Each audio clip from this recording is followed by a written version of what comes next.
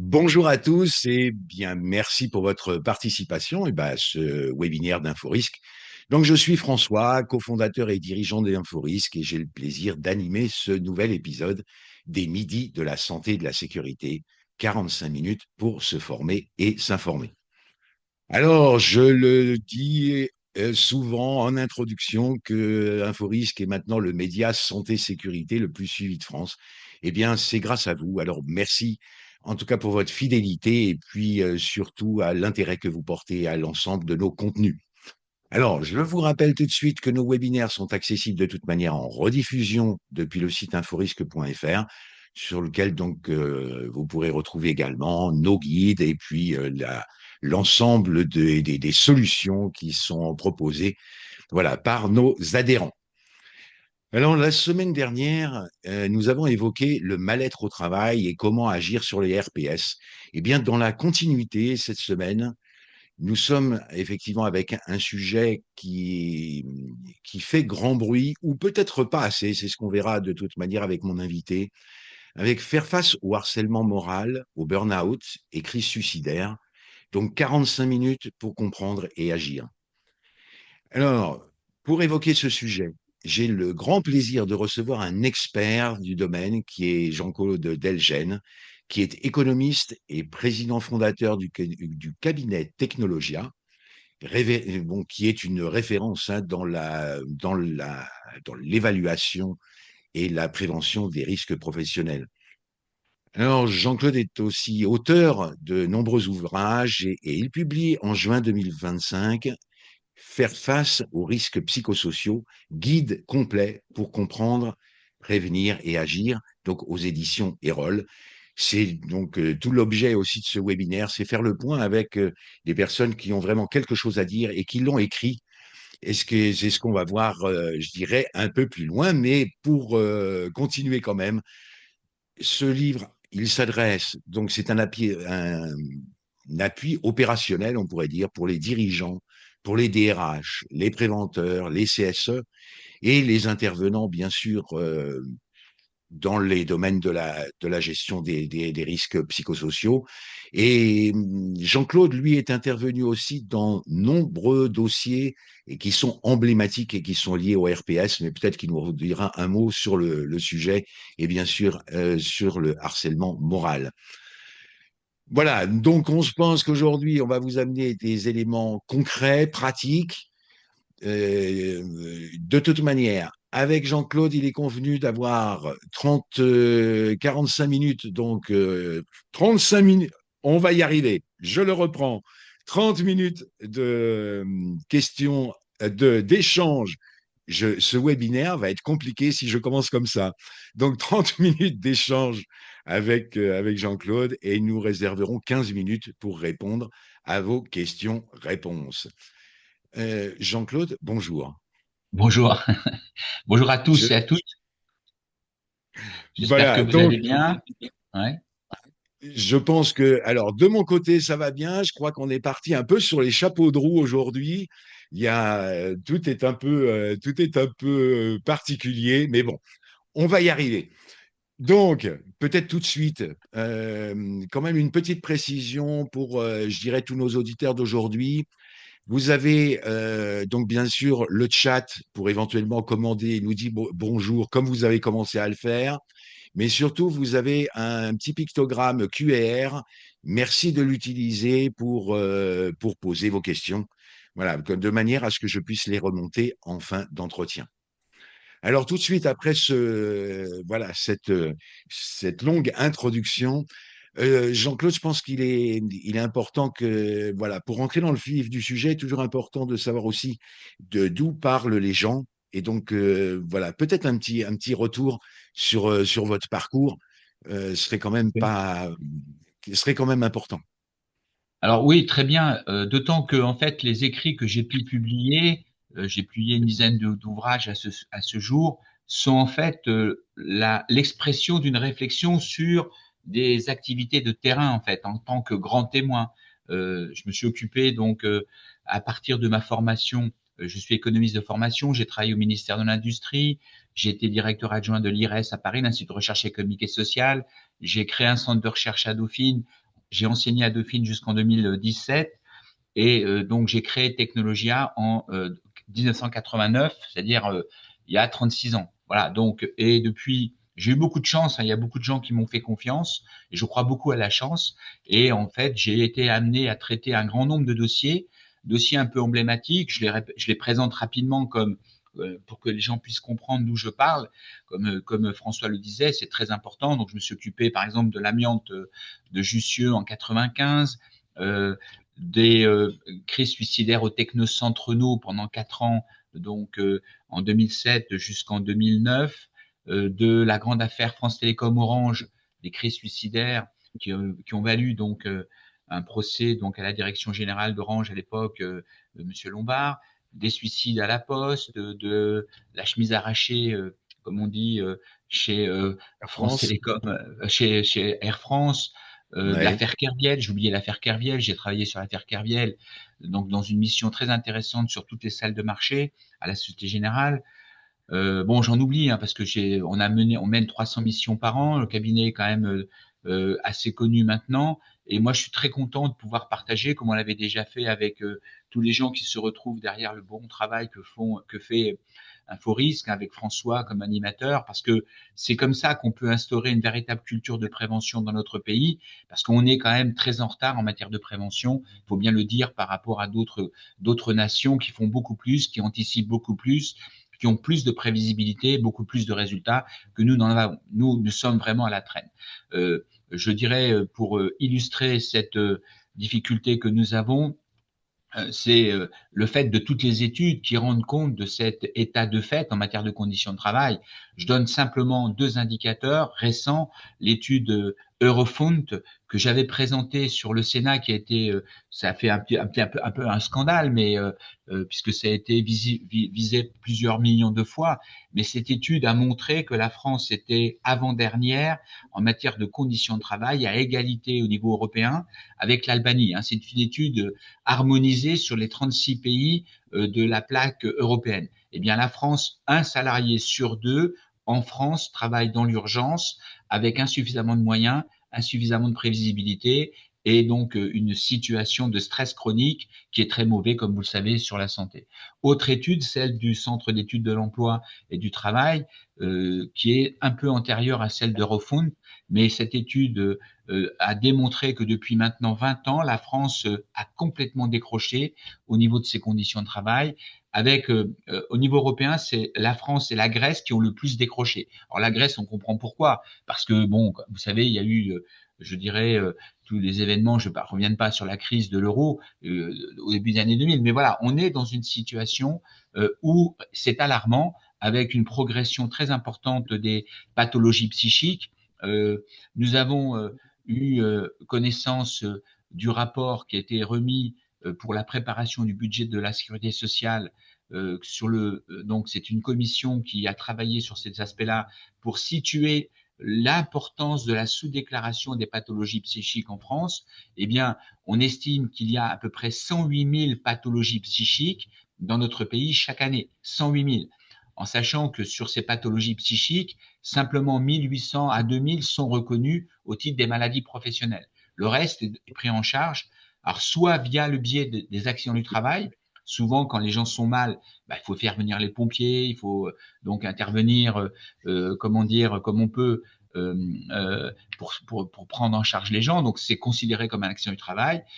Donc, à peu près 30 000. Vous voyez, donc il y a toute une focale, il y a à peu près 70 000 à 80 000 personnes qui sont pris en charge par l'assurance maladie, le régime général, et qui ne sont pas du tout considérés comme étant donc avec une pathologie en lien avec le travail. Donc ça, c'est le vrai Oui, et puis sujet.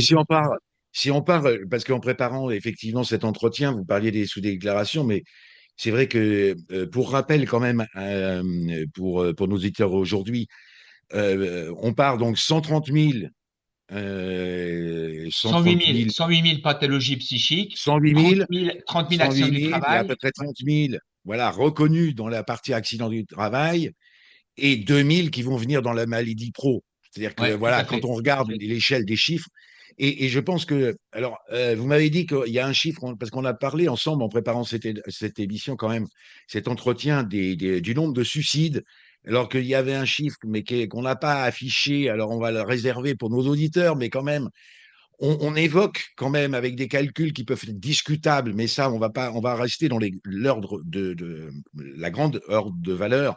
Mais vous avez évoqué quand même 1200 morts par suicide liés au travail en France par an. Ouais. Alors, ce qu'il faut comprendre, si vous voulez, c'est qu'on passe 2 tiers de son temps éveillé au travail. Bon, ça, c'est donc, faut bien comprendre que le travail en cela est un facteur de protection pour l'individu.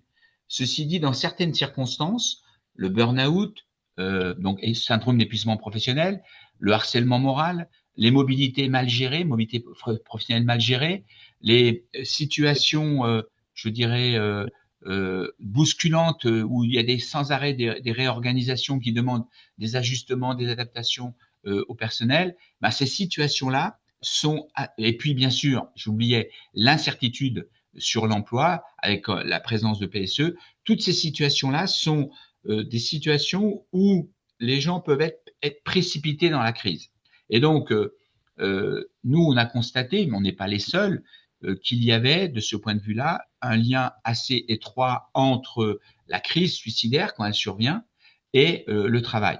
Alors, en clair, quels sont les chiffres? On a à peu près 10 000 morts chaque année par suicide en France, 9 000 officiels, mais il y a beaucoup d'essais qui sont, je dirais, liés à des problématiques si vous êtes en Bretagne, que vous décidez de vous suicider, vous allez nager au loin pour des raisons souvent religieuses et ça passera pour une noyade. Vous voyez, donc globalement, on a une focale entre 9 à 10 000 suicides chaque année en France. Sur ces 9 à 10 000, il faut savoir que à peu près 40% de ces personnes étaient identifiées comme étant à risque, comme ayant déjà commis une tentative de suicide auparavant. On a 160 000 personnes qui chaque année passent aux urgences pour des raisons suicidaires. On est le pays qui avons le taux le plus élevé en Europe, après la Hongrie, la Lituanie, en matière de passage à l'acte suicidaire. Nous sommes, de ce point de vue-là, avec une surmortalité qui est quand même importante par rapport à des pays comme l'Espagne, l'Italie, l'Allemagne, l'Angleterre, etc. L'Angleterre, par exemple, a commencé à travailler sur la prévention du suicide dans les années 50. Nous, il a fallu attendre le plan Jospin de 2000 pour 50 ans après pour travailler sur cette prévention du suicide. On parlait de prévention tout à l'heure, mais on a beaucoup de retard. Alors, par rapport au travail, différentes études montrent que il y aurait en fait à peu près 1200 décès qui seraient. Alors, il n'y a pas de chiffres qui le démontrent, parce que là encore, c'est très compliqué. Prenons un exemple. Quelqu'un est licencié, quelqu'un perd son job. Moi, j'ai eu des tas de cas comme ça. La personne, elle sort, 3, 4 mois Il faut après, elle se savoir donne. quand même, je vous interromps juste une seconde, Jean-Claude, mais vous avez quand même étudié plus de 200 cas de suicide. Tout à fait. Nous, on a travaillé depuis 97 où on a eu un changement de la symbolique du suicide. Jusqu'en 97, le suicide était considéré en milieu professionnel comme étant l'émanation d'une fragilité personnelle.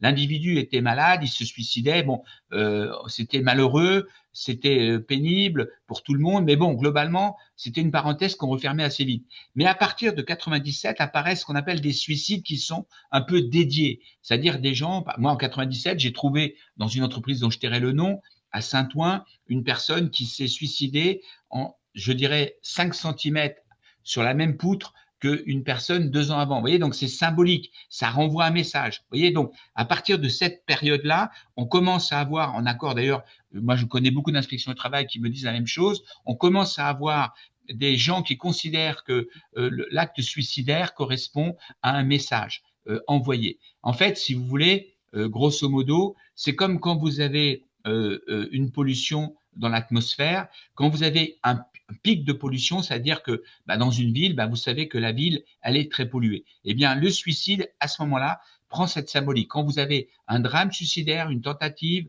un passage à l'acte, eh bien, ça veut dire que quelque part, il y a un véritable malaise qui peut survenir. Et d'ailleurs, ça peut donner lieu à ce qu'on appelle à des suicides en grappe. Suicide en grappe, c'est ce que j'ai connu donc chez France Télécom, c'est ce que j'ai connu chez Orange, c'est ce que j'ai connu à La Poste et dans nombre d'entreprises. C'est-à-dire que quand quelqu'un se donne la mort, il renvoie une solution entre guillemets à d'autres personnes qui ont la même, je dirais, situation à vivre, le même tourment et qui considèrent que l'issue proposée par la victime correspond à une issue pour elle-même. Et c'est pour ça que vous avez ce qu'on appelle des effets d'entraînement, des effets de contagion. C'est un phénomène bien connu, hein. Mais tout cela pour dire que on a vraiment un problème dans notre société parce que l'augmentation, je dirais, des difficultés au travail, des conditions de travail plus compliquées, qui génèrent un stress chronique, ces problèmes de stress chronique peuvent bien entendu aboutir soit à des dépressions, soit à de l'épuisement professionnel, soit à des passages à l'acte suicidaire. Alors, très souvent, et peut-être que comme on est là-dessus, je vais présenter au moins un graphique dans mon que je Oui, voudrais. parce qu'on est parti. Pardon, Jean-Claude, c'est parce que je Non, vous non, non, ai mais c'est très attaqué bien. mis en tête sur des questions et du coup, voilà. Je, Mais bon, éventuellement, votre présentation, on pourra la mais partager si vous êtes intéressé comme ça de je recevoir voudrais, la présentation. On vous mettra un lien. Vous oui, inquiétez pas, on mettra des liens que vous on- puissiez la voir en intégralité. Voilà, voilà. Voilà, pour ce tout que vous je dire, j'ai voudrais quand même surtout, 54 slides. ouais. Non, non, mais simplement Oui, ce que je voulais discuter, c'est ça pour montrer oui, en fait très ce qui se important. passe dans le mal-être au travail aujourd'hui. Ce qu'il faut comprendre, c'est qu'une entreprise, si vous voulez, c'est en fait des individus qui évoluent, femmes, hommes ensemble, et il y a une homéostasie qui se fait. Il y a des facteurs de risque, il y a des facteurs de protection, il y a des facteurs de consolidation. C'est-à-dire que globalement, des facteurs peuvent être selon leur intensité, soit facteurs de risque, soit facteurs de protection. Je prends un exemple pour que vous compreniez bien. Vous êtes dans une agence bancaire, il y a une dizaine de personnes. Les gens s'entendent merveilleusement bien, c'est une bonne équipe, elle est solide, il y a des phénomènes de fraternité, de solidarité. Eh bien, cette agence, si elle a une charge de travail très importante à assumer, ça le fera, il n'y aura pas de problème. Les gens vont céder et ça va le faire. La même agence, avec la même charge de travail, mais avec des gens qui ne s'entendent pas, là, vous vous retrouvez dans une situation très compliquée, ça ne passe plus. Tout ça pour vous dire quoi? Ça veut dire, là, vous avez un facteur de risque, c'est les exigences professionnelles. Les exigences professionnelles, elles sont démesurées, mais elles sont compensées par de très bonnes relations de travail. Voilà. Là, deuxième aspect, deuxième partie de l'exemple, les exigences professionnelles toujours très élevées, des relations de travail détériorées, là, ça ne passe plus. Et vous voyez donc, l'ensemble des facteurs de risque ou de protection se combinent d'une manière plus ou moins adroite. Hein, c'est un schéma peut-être que je vais essayer de vous remontrer pour que vous compreniez bien avant de revenir à la question centrale Oui, du burn-out. allez-y. Je vous laisse faire, Jean-Claude. Parce que, en fait, si vous voulez, voilà, c'est ce schéma-là. Ce schéma est très important. Vous avez sur votre gauche l'ensemble des facteurs qui peuvent être des facteurs de risque ou des facteurs de protection. Hein, par exemple, une exigence de travail qui est trop faible, eh bien, ça peut être un facteur de risque. Si vous êtes dans une situation où vous n'avez plus rien à faire et vous voyez tout le monde s'activer autour de vous, vous n'avez plus la reconnaissance, vous n'avez plus la possibilité de démontrer votre valeur, vous n'avez plus cette nourriture narcissique qui nous vient des autres quand on est un cador et qu'on est considéré comme un bon. Vous voyez, donc, si on perd tout ça, ça peut être très compliqué. Vous voyez, donc, les exigences professionnelles, elles peuvent être mauvaises si elles sont trop intenses et mauvaises si elles sont trop faibles. Vous voyez, donc, chacun des facteurs peut être à risque en fonction de l'intensité. Et chacun se combine. Quand il se combine bien, on a un travail sain avec un salaire décent, un pouvoir d'agir, c'est très important. La capacité d'agir, on est des hommes libres, enfin des hommes et des femmes libres. On doit pouvoir agir avec une certaine autonomie. On a donc du plaisir au travail. Les choses se passent plutôt bien. À peu près 2 tiers des Français considèrent que les choses à peu près se passent bien au niveau de leur travail. Il y a un tiers, par contre, qui est, je dirais, un peu malmené et qui est un peu bousculé. Alors, que ce soit du fait de la pénibilité ou que ce soit, je dirais, des ambiances et des problèmes de management. Vous voyez? Et quand ça se passe mal, quand la combinaison, quand l'homéostasie se fait mal, eh bien, vous avez stress chronique, fatigue, pathologie psychique, maladie professionnelle, accident du travail. Voilà. Et donc, très souvent, dans la désorganisation, dans la pression, dans les difficultés du management en France, on se retrouve avec ce que je vous disais, c'est-à-dire avec des gens qui sont mis sous pression et qui, en fait, très vite, vont avoir ce schéma-là qui revient. C'est-à-dire, globalement, c'est un schéma qui vous permet de bien comprendre l'engagement au travail. l'engagement et le surengagement et donc les risques que l'on peut vivre.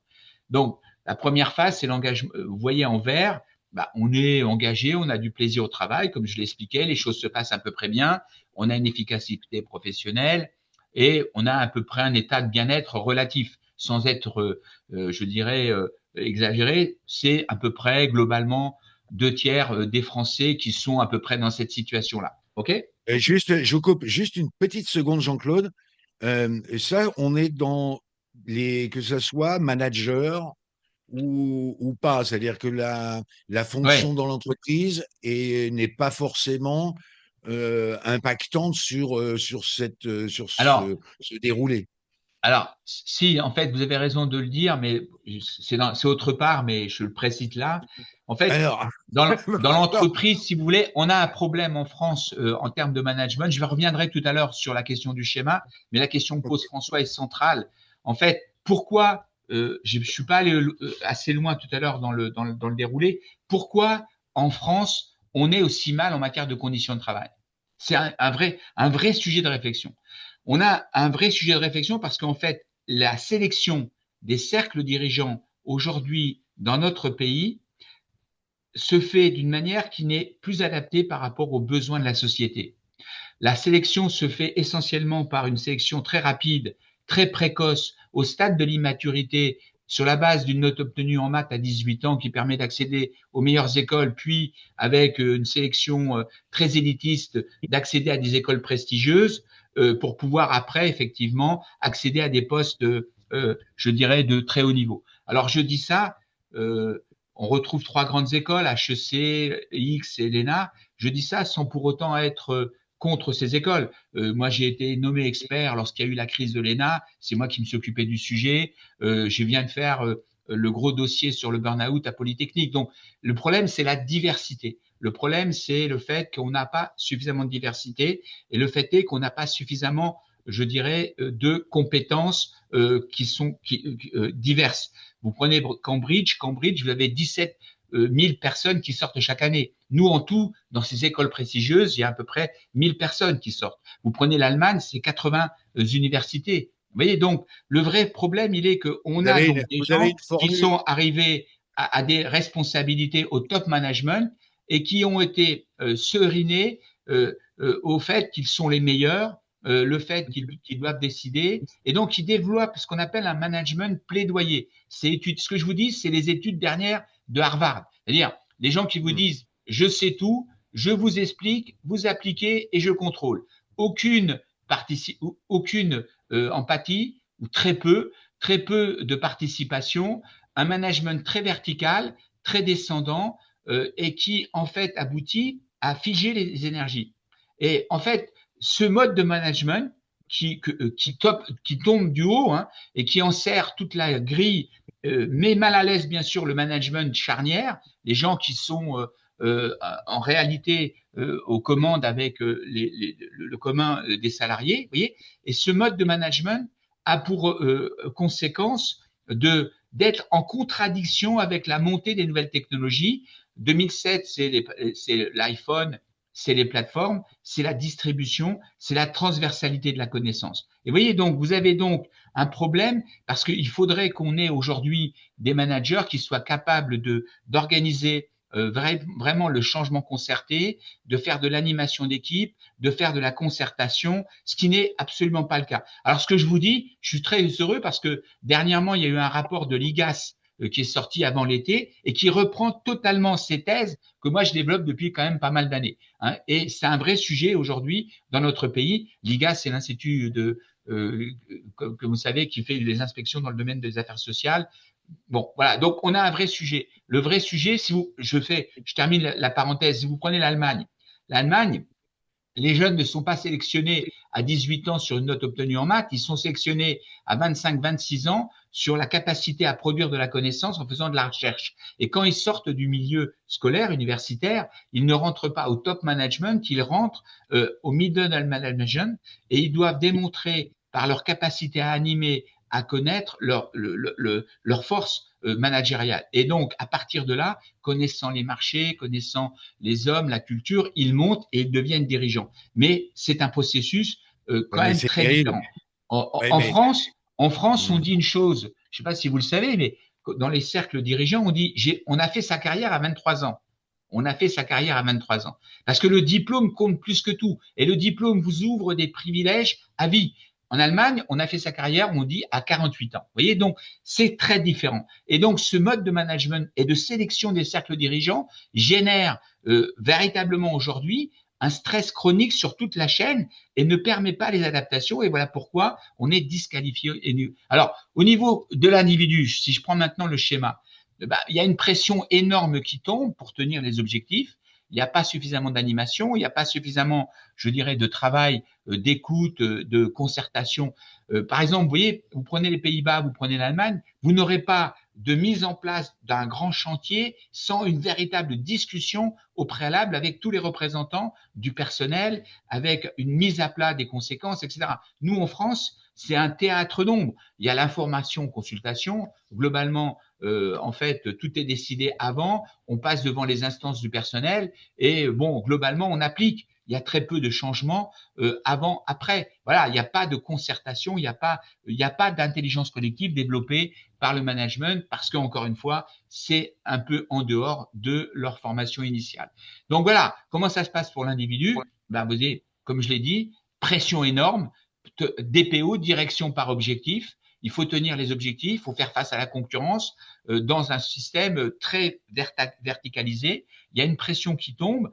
Donc, alors, le surengagement, c'est quoi? Ben, c'est quand les gens commencent à sacrifier toutes leurs activités annexes au travail. C'est-à-dire, bon, bah là, par exemple, la personne, elle fait du théâtre, elle va 3 fois au théâtre dans la semaine. Bon, bah, là, du fait du travail, elle n'y va plus ou elle y va une fois. Vous voyez? Donc là, c'est ça le surengagement. Surengagement, c'est quand le travail commence à déborder sur toutes les autres activités de l'individu. Alors, il y a du surengagement qui est naturel. Si vous êtes comptable, fiscaliste en mai, juin, eh bien oui, vous avez plus d'activités et c'est normal. Vous pouvez effectivement travailler plus pour pouvoir assumer les rythmes naturels de votre métier.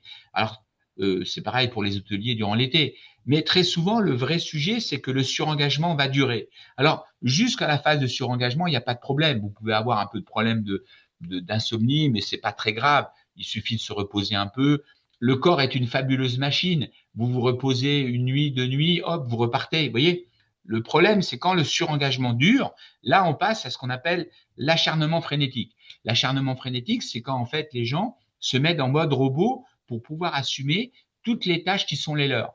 C'est un peu la personne qui saute les haies, vous savez, le hurdler au niveau de l'athlétisme. Je saute une haie, je regarde pas à la fin de la course, sinon je me plante, je saute les haies les unes après les autres. Mais à sauter les haies comme ça durant toute une longue durée, eh bien, on s'épuise. Et donc, l'acharnement frénétique, c'est ce qui arrive aujourd'hui de plus en plus dans nos métiers, c'est-à-dire qu'on a des phases intenses, mais nous n'avons pas derrière les phases de récupération suffisantes sur le plan physiologique. Et ce déséquilibre fait qu'à un moment donné, les gens sont toujours sur tension. Étant toujours sur tension, bah, ils ont effectivement un stress chronique qui peut être extrêmement préjudiciable en matière de santé.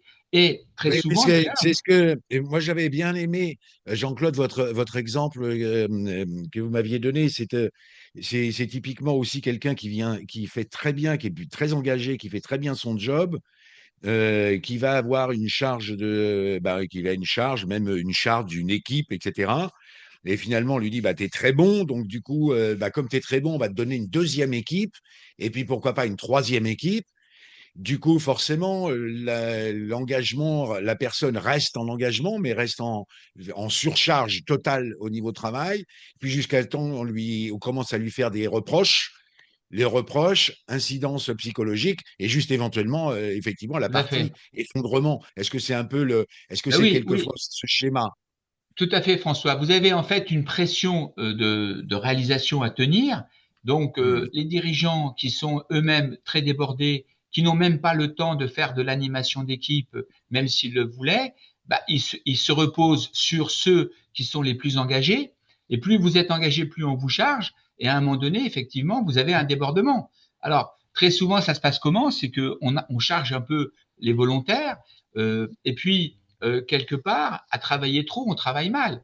C'est-à-dire qu'à un moment donné, à travailler d'une manière intense, n'ayant plus la lucidité, n'ayant plus la possibilité de faire un pas de côté, de prendre de la hauteur, on fait des erreurs. Et quand on fait des erreurs, qu'est-ce qui se passe? C'est là où il y a un vrai sujet. C'est que le management tombe sur la personne qui fait l'erreur, qui était très engagée, en lui disant, mais attends, tu m'avais habitué à mieux, qu'est-ce que c'est que ce bordel, ça ne se fait pas, etc., etc. Et donc là, la personne qui, en phase 1, en phase 2, sur l'écran, vous le voyez, avait gagné une très forte reconnaissance. Encore une fois, il faut bien comprendre que le travail est essentiel dans nos vies, c'est ce qui nous permet de nous créer au quotidien, c'est ce qui nous permet d'avoir la possibilité d'une nourriture narcissique. Quand vous travaillez beaucoup, que vous êtes reconnu, c'est très jouissif. Vous voyez, donc, eh bien là, la personne, quand elle a travaillé trop, qu'elle est mise un peu à l'amende, qu'elle prend effectivement, je dirais, des remarques négatives, elle s'aperçoit qu'en fait, elle a effectivement perdu cette reconnaissance, et là, elle est très mal. Alors, très souvent, d'ailleurs, elle va se poser des questions sur elle-même. Si dans la bascule, si le management ne fait pas son boulot, c'est-à-dire s'il ne l'aide pas à sortir de son état de mal-être, si au contraire il lui met une couche, là effectivement elle peut très bien dévisser. Vous voyez, et moi je prends souvent l'exemple avec Nadal. À un moment, Nadal en 2008 a fait un burn-out. Et alors, je suis ça parce que mon fils fait du tennis, donc je regardais tout ça. Et en fait, dans un interview, j'avais écouté, il expliquait qu'il savait plus, il était tellement fatigué qu'il savait plus où se mettre sur le court de tennis. C'est-à-dire, est-ce qu'il fallait qu'il monte, est-ce qu'il fallait qu'il reste donc au filet, est-ce qu'il fallait qu'il reste en fond de court, comment poser sa raquette, etc. Il était dans la confusion. Eh bien, à un moment donné, quand on travaille trop, on rentre dans cette dynamique de la confusion. On fait des erreurs. À travailler trop, on travaille mal. Et là, on se prend des coups de bambou. Et quand on se prend des coups de bambou, c'est très douloureux. Pourquoi? Parce que ça vous renvoie à cette image que vous avez de vous-même, en fait, d'avoir tout donné et de recevoir en retour un coup de bambou. Vous voyez, les gens ont l'impression de s'être trouvés vers le ventre, d'avoir tout donné et de se retrouver dans une situation où on leur dit, mon gars, tu vois rien. Donc, c'est compliqué. C'est très compliqué. Et très souvent, ce qui se passe, c'est que la personne va intérioriser, elle va se dire oui, c'est peut-être moi qui déconne, etc. Et là, très souvent, on a des gens qui dévissent complètement, qui perdent de leurs moyens, qui sont complètement dans une logique négative par rapport à eux-mêmes, à leur identité, et qui peuvent, y compris avec cette crise identitaire, verser dans la crise suicidaire. C'est très souvent le cas. Le burn, dans les études que nous avons faites sur les suicides, les 254 cas que nous avons traités, on en traite encore aujourd'hui 4 ou 5, eh bien, vous avez à chaque fois, à 40%, ce sont des gens qui ont connu cette situation-là de dévalorisation intégrée quelque part. Et donc, d'une crise suicidaire qui les amène à ne plus pouvoir affronter les challenges que quelque temps avant, ils auraient pu très bien tenir. Ils ont une petite difficulté, ils n'y arrivent pas et ils ont ce qu'on appelle un raptus suicidaire. Vous voyez, donc, ça, c'est très important de le comprendre. Après, très souvent aussi, ce qui se passe, c'est que les gens essayent de récupérer cette nourriture narcissique en phase 1 et en phase 2 et ils se remettent, ils se reboostent, ils se resserrent le ressort et donc là, ils vont très vite à ce qu'on appelle la phase 4, l'effondrement. L'effondrement, alors, l'effondrement, il peut prendre plusieurs formes. Ça peut être l'AVC, ça peut être l'infarctus, l'embolie. Moi, j'ai vu plein de choses dans ma vie en tant que grand témoin. C'est pour ça que je vous parle avec le cœur aujourd'hui, parce que j'ai vu des gens paralysés, incapables de sortir de leur voiture. Je suis allé chercher des gens qui étaient à Bordeaux alors qu'ils allaient à Saint-Quentin en Yvelines. On a trouvé des gens qui faisaient des embolies en plein avion après avoir fait une quarantaine d'audits dans l'année. Vous voyez, donc, des Mais d'ailleurs, situations très... je me permets quand même, je vous interromps juste une seconde, parce que justement, ce que vous avez pas, parce qu'on parle, là, on parle de la partie burn-out, on parle de la partie maladie Ouais, psychique, mais il faut savoir aussi qu'il y a des études aujourd'hui, donc vous m'arrêtez si ouais, l'info n'est pas tout à fait correcte, mais il y a des études qui ont été faites sur les maladies cardiovasculaires et oui. qui, a priori, où on est aussi sur un taux de décès énorme, Alors, mais parce elles ont les mêmes causes. C'est-à-dire, tout à fait. Il y a une étude très importante que je conseille à ceux qui nous écoutent. C'est l'étude de Inter-Earth en 2004. J'en parle longuement dans mon livre. C'est une étude très sérieuse qui a été faite avec la Fédération française de cardiologie, alors, sur des cohortes très importantes, et qui montre que le stress chronique, et là, encore une fois, on est en plein dedans en France, le stress chronique peut effectivement, là, c'est le schéma que je viens de vous montrer, le stress chronique peut conduire à des accidents cardiovasculaires. Et on estime en 2004, 2004, c'est une période, comment dire, encore plus favorable que celle que nous avons aujourd'hui. Eh bien, on estime en 2004 à 3005 et 4, entre 3005 et 4000 morts chaque année, dû au stress chronique professionnel. Alors, ce n'est pas forcément reconnu en accident du travail ou en maladie professionnelle, parce que c'est souvent, le plus souvent, en dehors. Pourquoi? Parce que tout simplement, l'accident cardiovasculaire arrive quand la personne, alors il faudrait que vous discutiez avec les médecins de technologie, et vous expliquerez ça mieux que moi, comme Christophe, etc., Rogier qui travaille avec nous, mais ça arrive très souvent quand les gens se détendent, quand les gens sont au repos, soit le matin, soit souvent le week-end, que ces accidents surviennent. Ça, c'est la première étude. Une autre étude en 2015 qui est publiée dans The Lancet, qui est un journal scientifique, cette étude a démontré que quand vous travaillez plus de 50 heures par semaine, vous avez un risque accru considérable en matière d'AVC. Et quand vous êtes à plus de 55 heures, ce risque passe à un tiers. Donc, c'est énorme. Vous voyez, donc, la question de la récupération, la question de la respiration physiologique du corps est essentielle pour ne pas rentrer dans ces difficultés. Il faut effectivement essayer de trouver, je dirais, une bonne marge d'adaptation. Claude Veil, qui est le psychiatre, qui est le père fondateur, chacun d'entre vous, je pense, doit le connaître, mais c'est lui qui a posé les bases de la psychopathologie du travail, donc après-guerre. Il dit, chacun d'entre nous a ses marges d'adaptation. Le problème, alors on est donc chacun très différent par rapport aux charges de travail. Ces marges peuvent varier pour chaque individu en fonction de ses moments de vie. Si vous êtes, par exemple, avec un enfant malade, vous n'aurez pas la même marge d'adaptation que si vous êtes, je dirais, sans cette difficulté émotionnelle. Vous voyez. Donc, chacun a cette marge d'adaptation. Le problème, c'est qu'il faut apprendre à se connaître et ne pas sortir de cette marge d'adaptation. Parce que quand vous sortez de cette marge d'adaptation, quand les rythmes que vous vous imposez sont trop intenses par rapport à votre capacité à les soutenir, eh bien là, vous pouvez vous mettre dans une situation de grave danger, même si vous ne vous en rendez pas compte. Les gens qui font des AVC, les gens qui font des infarctus, quelque part, ils ne s'en rendent pas compte. Puis du jour au lendemain, tout s'arrête. Vous voyez, du jour au lendemain, tout s'arrête. Ou alors, vous pouvez vous mettre dans une situation très difficile, et y compris aller vers la dépression d'épuisement, et y compris vers le passage à l'acte. Vous voyez, donc, il faut apprendre à se connaître et, encore une fois, considérer que les bons professionnels, ce sont ceux qui arrivent à réguler leur investissement dans la durée avec des phases de récupération, des phases de repos, et puis, comme disait ma grand-mère, les 3 tiers, c'est-à-dire un tiers pour le travail, un tiers pour la vie sociale et un tiers pour le sommeil. Parce que le problème du sommeil est très important. On en parle assez peu, mais on a perdu 1h30 de sommeil depuis 30 ans. Et donc, 1h30 de sommeil du fait des écrans, du fait des sorties nocturnes, etc., y compris de l'éloignement du travail, parce que les gens sont très loin de leur travail.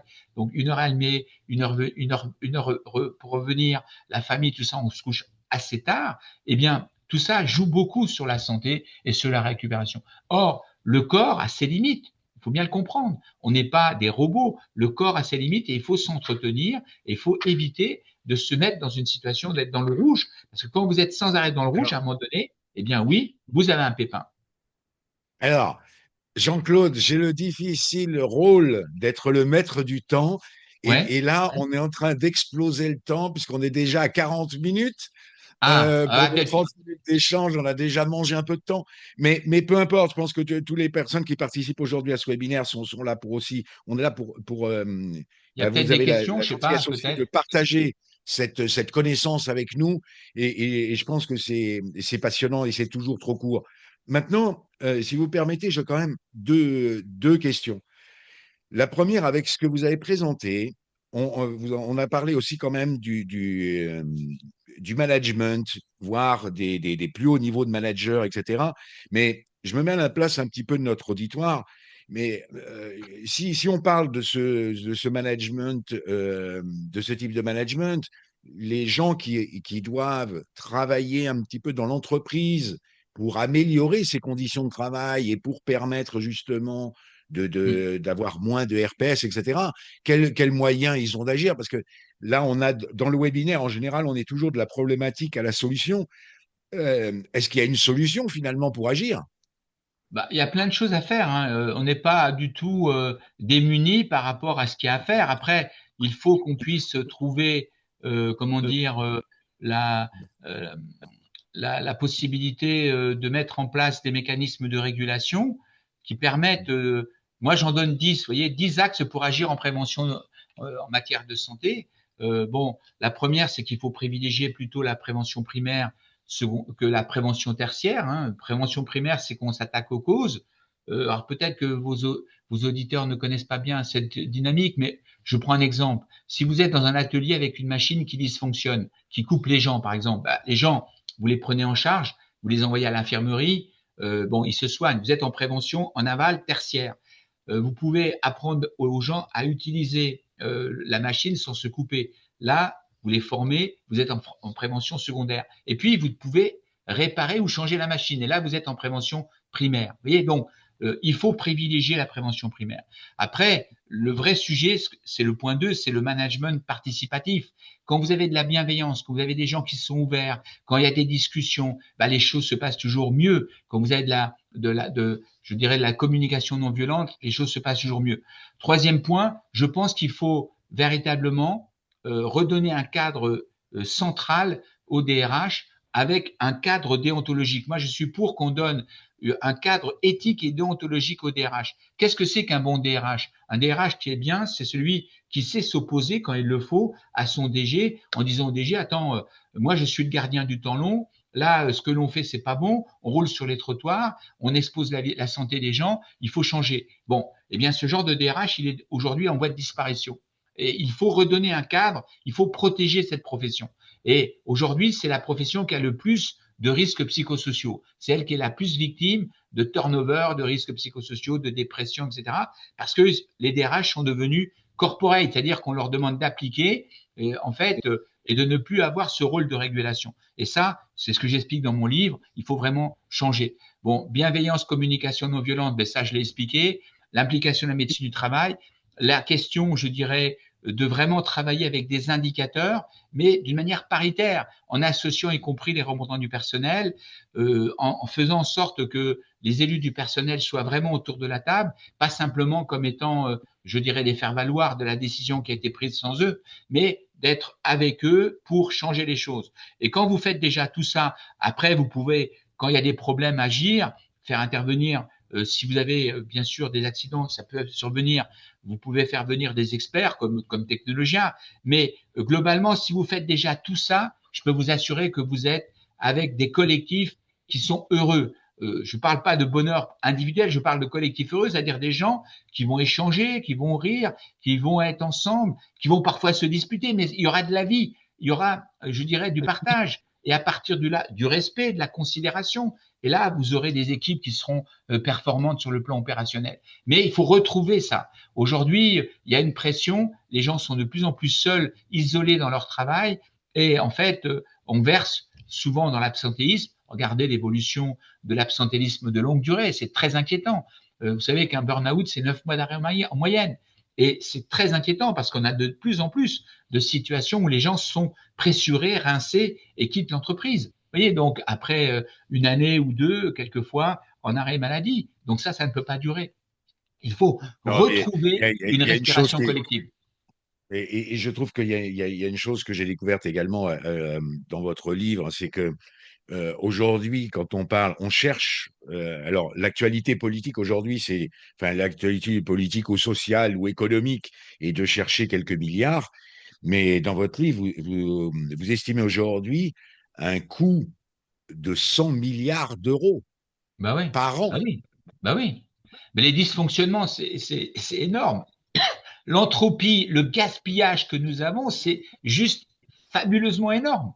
Mais même si vous le constatez, comment le faire prévaloir alors que vous avez des logiques, mais qui remontent à la Deuxième Guerre mondiale, des logiques qui sont celles que nous connaissons aujourd'hui, qui ne permettent pas véritablement le changement. Parce que le vrai changement, c'est d'instaurer de renforcer l'intelligence collective. Le vrai changement, c'est de renforcer la destinée collective. Mais ça ne peut venir que si vous avez des managers qui, en fait, sont capables de se mettre au sein de leur équipe, d'animer leurs équipes, de faire grandir leurs équipes, à la limite de s'effacer devant la réussite de leurs équipes. Ce qui n'est absolument pas le cas aujourd'hui. Vous avez, moi, vous voyez, durant l'été, là, je viens de conduire une très grosse réorganisation. Je ne donnerai pas le nom du service qui concernait plusieurs milliers de personnes.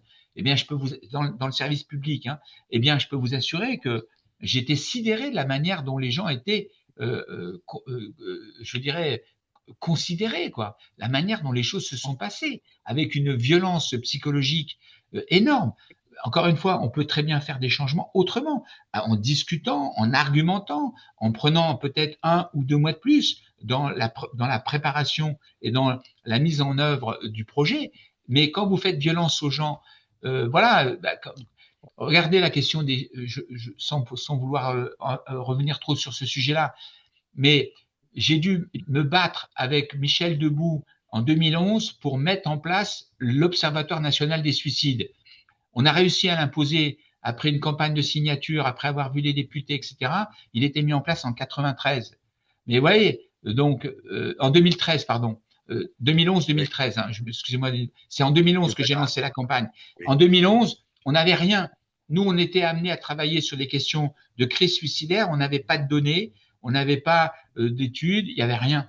Bon, on s'est dit avec pas mal de monde, donc Boris Cyrulnik, enfin plein de gens, on a travaillé pour faire en sorte de présenter un projet pour avoir, et ça a été fait, mais ça a été une bataille pour l'imposer aux politiques qui était considérable. Aujourd'hui, ça fonctionne, on est en train de rattraper. Mais vous voyez, donc, on a vraiment cette culture de la prévention qui est très en retard en France. On l'a vu pour le cancer, on l'a vu pour pas mal de monde, pour pas mal de choses. Il faut restaurer la prévention. La prévention, c'est l'anticipation, la considération, des modalités de management adaptées, et c'est le fait que l'on ne fait pas violence aux gens. Parce que quand on fait violence, à un moment donné, bon, je dis pas qu'il faut pas faire preuve d'exigence professionnelle et de courage managérial, hein, c'est pas ce que je dis. Je dis qu'il faut simplement avoir la possibilité d'entendre, d'animer et de souder toutes les équipes pour tenir les objectifs qui sont celles des entreprises. Dans les petites boîtes, ça se fait.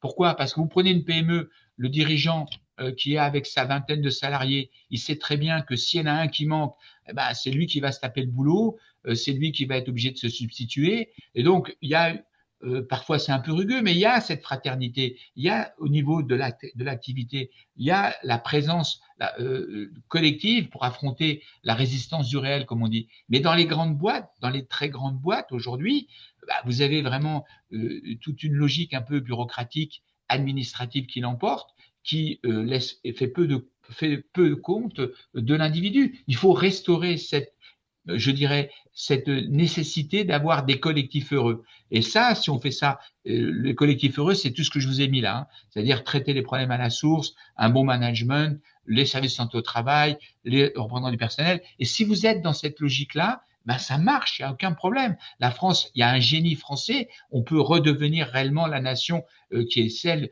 que nos pères ont connue. Bon, Jean-Claude, euh, nous avons déjà passé le temps du webinaire. Ah, Alors, je vous demanderais de faire quand même une. Alors, pour tous, il y a vous des questions inquiétez pas. peut-être, non? Il y a des questions, donc tout de suite, je voudrais quand même. J'aimerais bien quand même que vous mettiez la slide, si vous voulez bien, Jean-Claude, qui concerne quand même votre livre. Et puis, Ah, vous inquiétez pas, on fera, on vous enverra un lien. Enfin, je sais pas quoi que Amandine, éventuellement, si tu peux nous mettre dans le chat le lien pour que effectivement, qu'au niveau de la communauté, si les gens veulent se procurer le livre. Mais de toute manière, j'ai vu vos différentes questions, donc je ne vais pas les poser directement à Jean-Claude ah, pour. dommage. Je suis un peu frustré là, c'est dommage parce que j'aurais bien voulu avoir un retour, mais Non, bon. non, mais vous allez l'avoir. Alors, vous inquiétez pas, vous allez les avoir. Mais non, parce qu'il y a Eric qui nous demande pour les références des études qu'on a nommées. Vous inquiétez pas, on va vous partager des Ouais. éléments. Ah, il y a toutes les Pierre, références dans mes livres, hein. Moi, tout ce que j'écris, je le prouve, enfin, tout est béton, hein, il n'y a pas de souci. Hein. Je peux pas me Oui, permettre à mon niveau de faire n'importe quoi. Hein. c'est sûr. Non, mais c'est pour ça que, et puis de toute manière, on va partager je suis d'accord, Jean-Claude, Bah oui, oui, bien votre sûr. présentation complète. Comme ça, Oui. vous aurez vraiment matière. Euh, tout est bien écrit, vous inquiétez pas. Euh, Philippe qui nous demande par contre, alors, non, il y a Pierre d'abord. Donc, est-ce qu'il y a des secteurs d'activité plus touchés que d'autres? Oui, il y a des secteurs qui, qui sont aujourd'hui sinistrés. Par exemple, tout le secteur des médias. Vous avez vraiment, nous on travaille beaucoup dans le secteur des médias. On travaille donc dans les grands journaux comme Le Monde, Télérama, etc. Euh, Effectivement, il y a des secteurs qui sont euh, un peu dans une logique de pression forte sur le plan de la concurrence ou de la finance, et donc ça renforce donc d'autant plus les logiques un peu de coercition managériale que nous connaissons et qui ne répondent pas suffisamment, je dirais, aux besoins des individus et provoquent donc des effets en chaîne, des effets dominos que je vous ai décrits. Alors, les secteurs, c'est tout ce qui est l'économie de la connaissance aujourd'hui, qui est percuté totalement par la montée en... Alors, il faudrait faire un autre webinaire là-dessus, mais c'est la montée en puissance de l'IA. Nous, on est très spécialisé là-dessus parce que bon, on a beaucoup de travail, on a créé des outils, etc. Mais l'IA Alors, je dois dire, est... Jean-Claude, je vous coupe encore une seconde, mais je viens de voir passer un mot en disant que vous êtes passionnant. Donc, voilà, Ah la- bon, notre communauté merci. vous trouve passionnant. Et on me signale aussi, on me dit pourquoi ne pas faire une deuxième intervention, parce que là, effectivement, vous avez ouvert quand même beaucoup de sujets. Je ferme la parenthèse, pardon. Merci, hein, François. Ça me fait chaud au cœur parce que c'est important de. Moi, je me base sur cette base, sur mes constats de terrain depuis des années, et je suis content quand il y a des gens qui sont dans la prévention, qui partagent ce constat. C'est pas simplement moi qui le dis. Hein. Il y a plein de gens qui certainement ont les mêmes analyses par rapport à la réalité que l'on vit, le gaspillage en termes d'intelligence, en termes d'implication, d'engagement. On pourrait faire beaucoup mieux. Il y a une désorganisation qui est énorme, un gaspillage, une entropie fabuleuse, quoi. Voilà. Donc, moi, je suis très content quand les gens puissent. On n'est pas forcément d'accord sur tout, mais le constat, il est là quand même. On pourrait faire beaucoup mieux. Oui. Alors, Jean-Claude, tout de suite. Alors là, je vais vous demander des réponses courtes Ouais. en attendant notre prochain rendez-vous. Alors, déjà, est-ce qu'il y a une différence? Parce qu'on a. Alors, quelles sont les actions pour le développement des compétences? Alors, je reprends de Pierre. Donc, quelles sont les actions pour le développement des compétences managériales dans le secteur public? Je sais pas si j'aurais Ah tendance ouais. à réduire un peu la question. Je vais peut-être ou l'élargir de manière plus vaste. Non, je pense que j'ai compris, Différence François. public-privé, est-ce que ça forme une différence? Oui, oui, oui, oui. Tout à fait. Moi, je travaille beaucoup sur le secteur public, hein, puisque je me suis occupé de l'évaluation des risques pour Hmm. le Conseil d'État, pour le Conseil économique, social, environnemental, pour la région Île-de-France, pour les services du Oui. Premier ministre à Matignon. Vous voyez, donc je travaille beaucoup dans le secteur public et il y a une nette différence. La différence, c'est que comme je vous disais tout à l'heure, 2 tiers des Français sont à peu près satisfaits de leur travail. Dans le secteur privé, c'est plus souvent le cas que dans certains univers, disons publics. Pourquoi? Parce qu'il y a la culture du service public, elle est basée sur l'autorité. Vous avez donc une continuité du service public qui est basée sur une hiérarchie et une autorité. Le fonctionnaire, c'est celui, bien sûr, qui assure le service public, mais qui, pour maintenir la continuité du service public, doit obéir et doit cette continuité. Vous voyez, par exemple, quand je me suis occupé de l'affaire France Télécom Orange, eh bien, on a retourné le droit public contre les gens.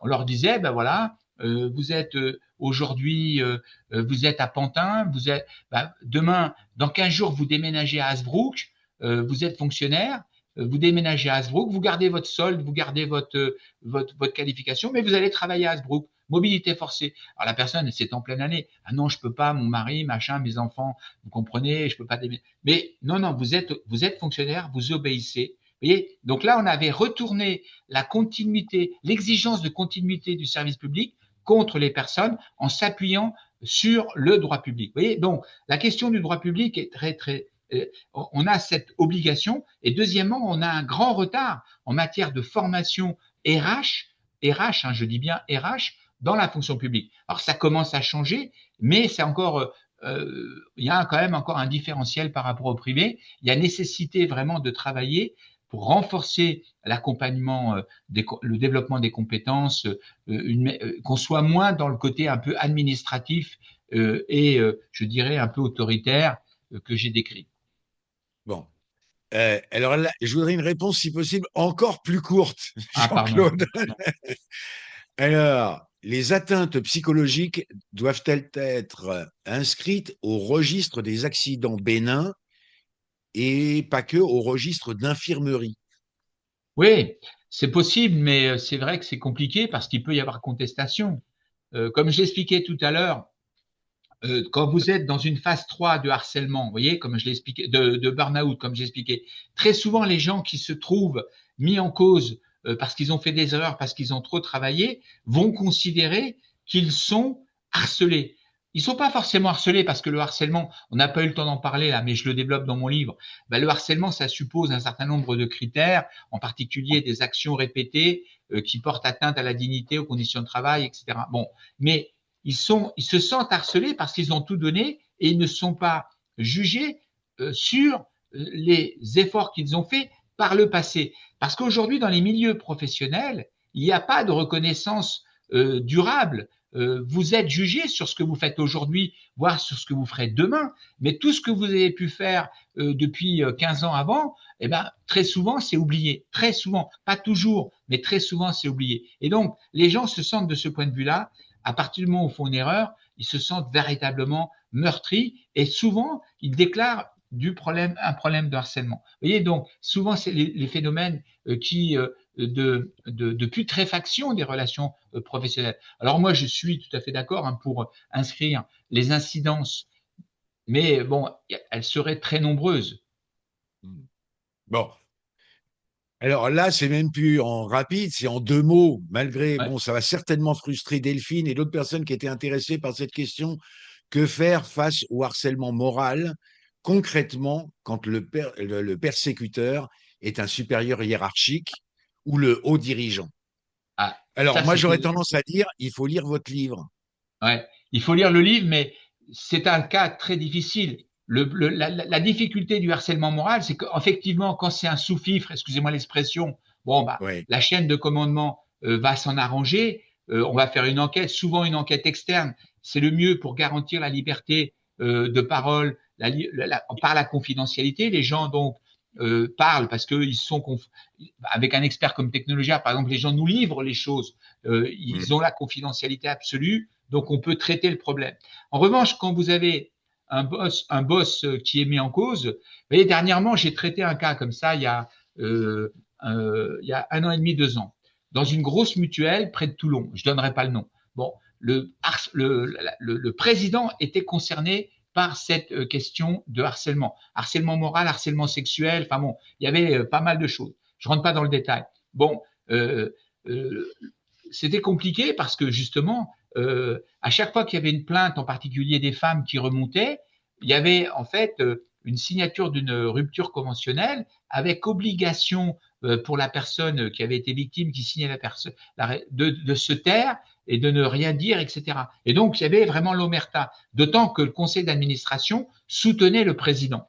Donc, au final, bon, nous, on a fait notre travail. Le travail a été fait parce qu'on a été mandaté un peu au forceps par le CSE et y compris avec l'appui de l'inspection du travail. Et puis un jour, eh ben, tout simplement, la police est arrivée et est venue chercher en garde à vue le président. Et je l'avais dit au départ, avec de telles attitudes aujourd'hui, à un moment donné, les gens portent plainte.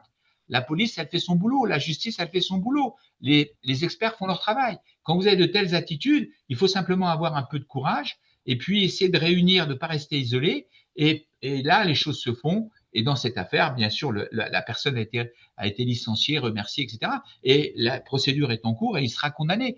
Sans le savoir, il était en haut du toboggan, il est allé en bas. Parce que tout simplement, de telles attitudes sont inacceptables aujourd'hui, ne sont plus tolérables, surtout après le phénomène MeToo, et il faut les condamner. Mais pour les condamner, il faut pouvoir faire un diagnostic d'une manière ou d'une autre. Voilà. Moi, j'ai fait un gros travail dernièrement, à l'inverse, dans une grande société française multinationale connue dans le monde entier, où effectivement c'était là un personnage charismatique qui était par ailleurs leader syndical, qui était alors au début, on est intervenu parce qu'il y avait tellement de troubles. Il y avait simplement 2 femmes qui étaient en fait concernées en termes de plaignantes. À la fin de la mission, la parole s'est libérée. Il y avait 7 à 8 femmes qui se sont manifestées et donc l'affaire s'est résolue par le licenciement de la personne. Donc, ce que je veux dire par là, c'est que personne, personne n'est, je dirais, au-dessus des lois. Moi, j'ai travaillé avec des gens qui étaient grands couturiers dans un grand groupe de Jean-Claude, mode. Jean-Claude, Jean-Claude, J'ai travaillé dans des cuisiniers qui étaient étoilés. J'ai travaillé avec des gens, des hommes clés. À chaque fois, ça s'est terminé pareil. Les gens ont été remerciés.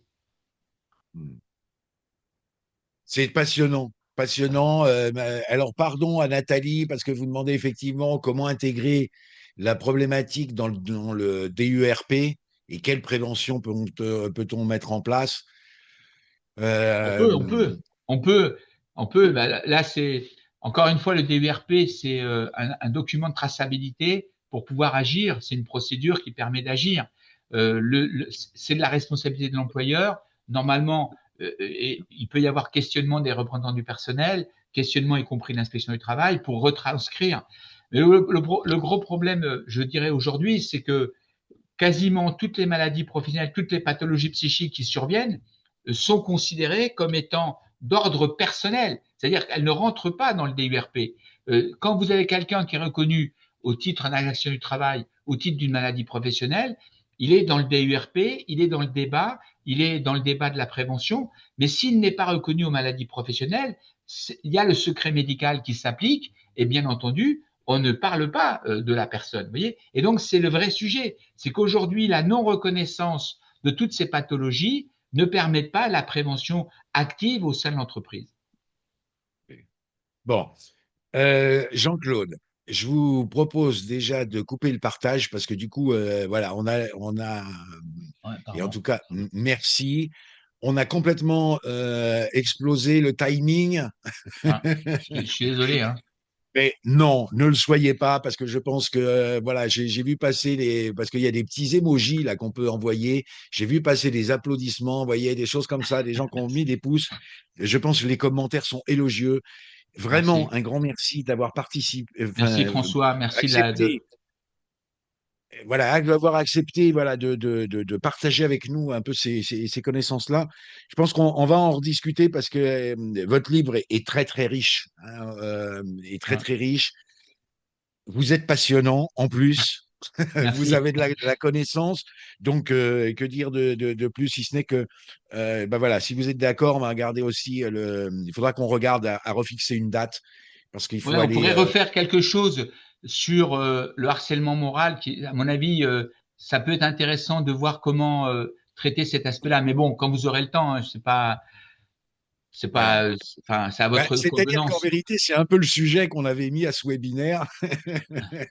On avait parlé, mais je pense qu'effectivement, il faudra en faire un vraiment dédié, beaucoup plus dédié sur la partie harcèlement, parce que c'est quand Ouais. même un pendant à ce qu'on vient de discuter Oui, parce aujourd'hui. que là, vous verrez dans le bouquin, je ne sais pas si les gens pourront le lire, mais je fais des propositions très sérieuses. J'ai beaucoup travaillé avec les groupes parlementaires pour vraiment faire des propositions très sérieuses en matière de harcèlement moral.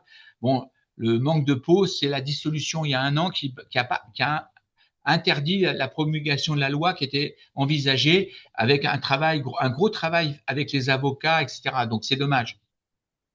Mais bon. Donc, promis, on va se recaler une date, Jean-Claude. En tout cas, voilà, un immense merci.